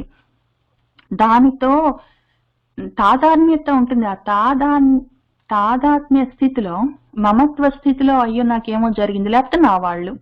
ముఖ్యంగా ఈ మమత్వము నాది నాది అన్నది ఏదో నా కూతురు, నా కొడుకు, నా ఇల్లు వాటన్నిటికంటే కూడా ముఖ్యంగా నా కాళ్ళు చేతులు అంటే మాత్రం దీనికి ఈ మమత్వం ఎక్కువ ఉంటుంది. నా కాళ్ళు, నా చెయ్యి, అమ్మో నాది నాది అని ఆ మాయ ఎక్కువ ఉంటుంది. స్థూల శరీరం ఉంది అంటే మనకు ఆ మాయ, ఆ మోహము, దాని మీద ఆ మమకారం, మమ అన్న మమకారం, ప్రేమ, అమోహమ, మాయ ఎక్కువ ఉంటుంది. అది ముఖ్యంగా అనిత్య వస్తువు లిస్ట్ లో ఇది ఫస్ట్ రాసుకొని శరీరం అని చెప్తున్నారు.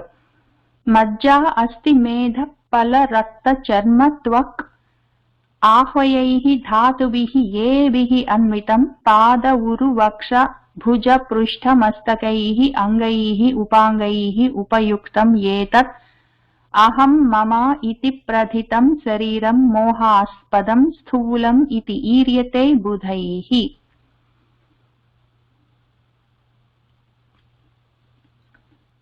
నభః అనభస్వత్ దహన అంబు భూమయః సూక్ష్మాణి భూతాని భవంతి తాని. వీటికి ఇవన్నీ నా మజ్జ, అస్థి, అవన్నీ నా బోన్ మ్యారోస్, నా కాళ్ళు చేతులు తలకాయ, ఇవన్నీ ఎక్కడి నుంచి వచ్చాయి? నాది నాది, నావి నావి, నేను నేను అని ఎక్కడి నుంచి వచ్చాయి అంటే తాని అవన్నీ సూక్ష్మ భూతాల్లో నుంచి వచ్చాయి. ఆ సూక్ష్మ భూతాలు ఏవి అంటే నభస్ ఆకాశం, అనభస్వత్ గాలి, దహనం ఆ అగ్ని, అంబువులు నీళ్లు, భూమయము భూమితో కూడి ఈ 5 ఆకాశము, గాలి, అగ్ని, నిప్పు, నీరు, భూమి. ఆకాశము, గాలి, నిప్పు, నీరు, భూమి, 5 సూక్ష్మ భూతాలు, మహాభూతాలు అని చెప్తాం. పంచమహాభూతాలు, సూక్ష్మభూతాలు. వీటిలో నుంచి తాని పైన చెప్పినవన్నీ భవంతి వస్తున్నాయి, అక్కడి నుంచి పుడుతున్నాయి.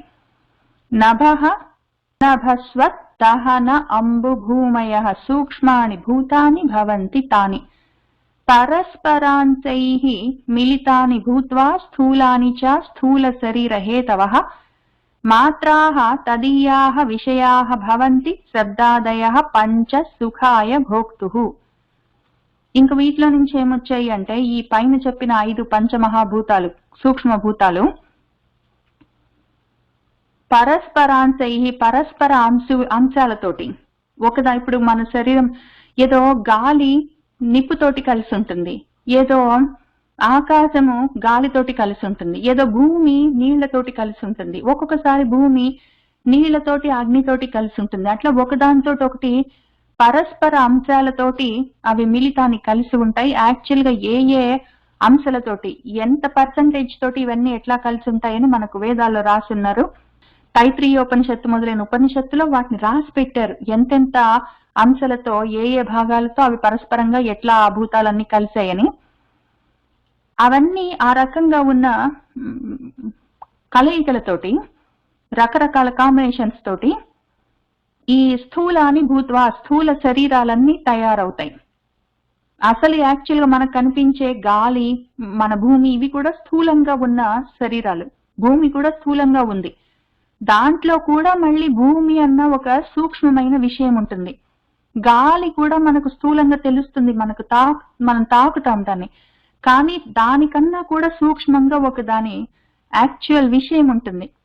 అవన్నీ కూడా ఈ స్థూల శరీరానికి హేతువులు. అవన్నీ ఈ మొత్తము పైన చెప్పుకున్న సూక్ష్మ భూతాలన్నీ పరస్పరం అంశాలన్నీ కొన్ని ప్రపోర్షన్స్ లో అవి కలిస్తే స్థూలాన్ని భూత్వా స్థూలంగా తయారవుతాయి. అక్కడి నుంచే స్థూల శరీరాలన్నీ తయారవుతాయి. ఈ స్థూల శరీర హేతవః పైన చెప్పుకున్న స్థూల భూతాలన్నీ భూత్వా అయి ఉంటాయి.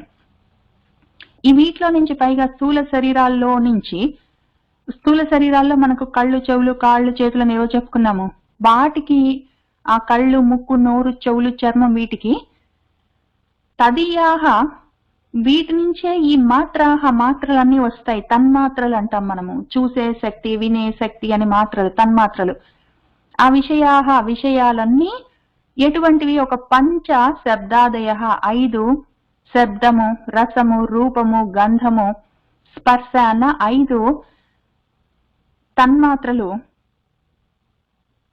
భవంతి తయారై ఉంటాయి. అవెందుకుంటాయి ఈ పంచ తన్మాత్రలు అంటే భోక్తుకు అనుభవించేవాడి సుఖాయ సుఖం కోసం ఈ తన్మాత్రలన్నీ శబ్దాదయ విషయా భవంతి ఉంటాయి అని చెప్తున్నారు. పరస్పరాంశైః మిలితాని భూత్వా స్థూలాని చ స్థూల శరీర హేతవః మాత్రాః తదీయాః విషయాః భవంతి శబ్దాదయః పంచ సుఖాయ భోక్తుః అన్న చోట మనము ఇవాల్టికి ఆపుదాము. 75వ శ్లోకం నుంచి వచ్చే వారం చూసుకుంటూ వెళ్దాము. సర్వం శ్రీకృష్ణ పరబ్రహ్మ పాదారవింద అర్పణమస్తు.